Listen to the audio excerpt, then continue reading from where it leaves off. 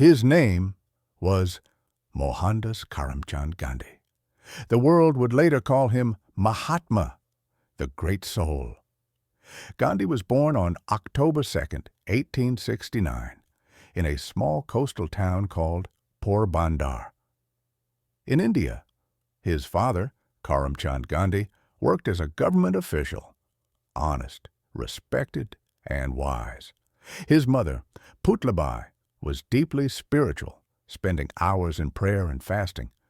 From her, little Mohandas learned the value of simplicity, discipline, and truth. He was a shy, quiet boy, the kind who would rather listen than speak. At school, he was average, not a topper, not a troublemaker, just honest, punctual, and painfully shy. Once he wrote, "I used to be so nervous that I could not even speak properly in front of my class."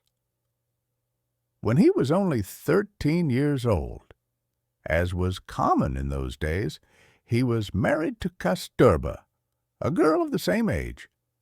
Neither of them understood what marriage meant. They were just children. But that relationship, through love, conflict, and growth, became one of the strongest partnerships in his life. As he grew older, Gandhi wanted to do something meaningful. At 18, he traveled all the way to London to study law. Imagine a young Indian boy in the 1880s, alone in England, wearing his traditional clothes, trying to fit into a world so different from his own. He promised his mother he would stay away from meat, alcohol, and women, and he kept that promise. In London, he read the Bhagavad Gita, the Bible, and many other spiritual texts. Those books planted the seeds of his later philosophy, that all religions lead to the same truth.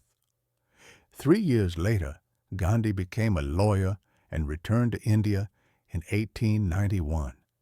But life wasn't easy. His first case in court was a disaster. He was so nervous he couldn't speak. So he decided to try his luck elsewhere, and in 1893 he accepted a job in South Africa. That decision changed everything. When Gandhi arrived in South Africa, he faced something he had never known before: racism. One cold night, while traveling with a first-class ticket, a white man objected to his presence in the compartment. Gandhi refused to move. He had the right ticket after all. But he was thrown off the train at Pietermaritzburg station, his luggage tossed onto the platform. Shivering in the cold, humiliated and angry, he sat there all night. That night transformed him. He later said, "My life changed that night. It was the start of my active nonviolence." He decided to fight, but not with fists, not with hatred. He would fight with truth and nonviolence. He began organizing the Indian community in South Africa, urging them to resist unjust laws peacefully. He called this method Satyagraha, the force of truth. For 21 years, Gandhi led campaigns against discrimination in South Africa. He went to prison, was beaten, yet never struck back. He learned that courage and peace could coexist. In 1915, Gandhi returned to India, now a changed man, wiser, determined, and filled with purpose.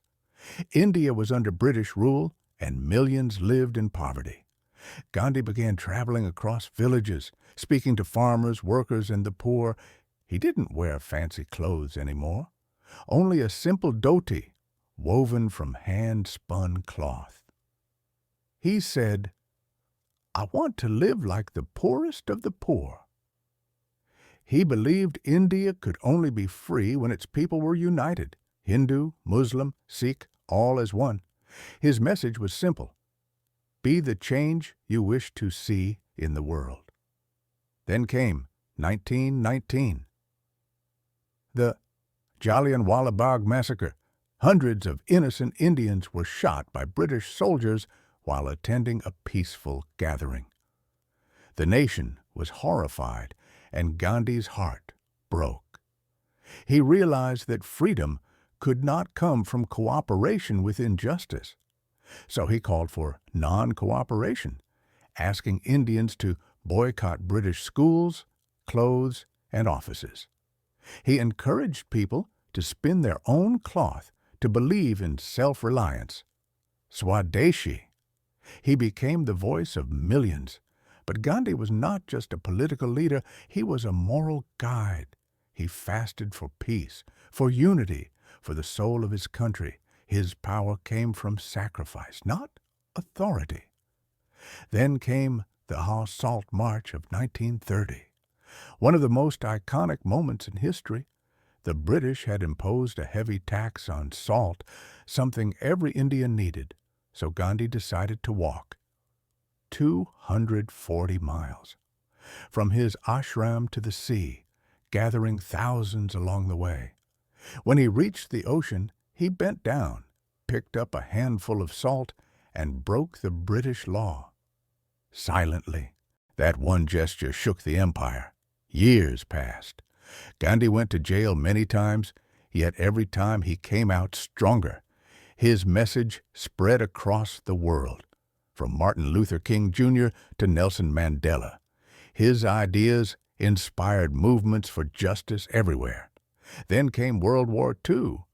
Britain was fighting for freedom in Europe while denying it in India. So Gandhi said, "Quit India." He demanded that the British leave his country immediately. It was a call that united millions once again. Finally, after decades of struggle, in 1947, India gained its independence. The dream Gandhi had devoted his life to had come true, but the victory was bittersweet. The country was divided, India and Pakistan. Hindus and Muslims turned against each other in violence. Gandhi was heartbroken. He refused to celebrate independence while people were dying in the streets. So he walked among them, fasting and praying for peace. His presence alone could stop riots. Such was the power of his soul. But not everyone agreed with his vision. Some saw him as too forgiving, too soft. And on the evening of January 30th, 1948, as Gandhi walked to a prayer meeting in New Delhi, a man stepped forward, Nathuram Godse, and fired 3 bullets into his chest. Gandhi fell, whispering his last words, "Hey Ram." Oh God! The world stood still. India wept. The man who had freed his nation with peace had been silenced by hate. Yet his spirit did not die that day. His message still echoes. An eye for an eye makes the whole world blind. The best way to find yourself is to lose yourself in the service of others. Today, more than 7 decades later, his image stands on India's currency, his name on streets and statues across the world.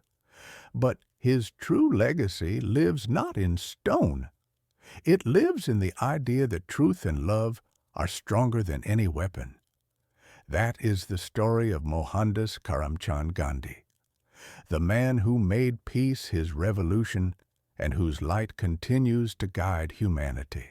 But Gandhi's story didn't end that evening in 1948. His body may have fallen, but his spirit, his message, refused to die. When news of his assassination spread, the entire nation went silent. Trains stopped. People wept openly in the streets. India had lost its father.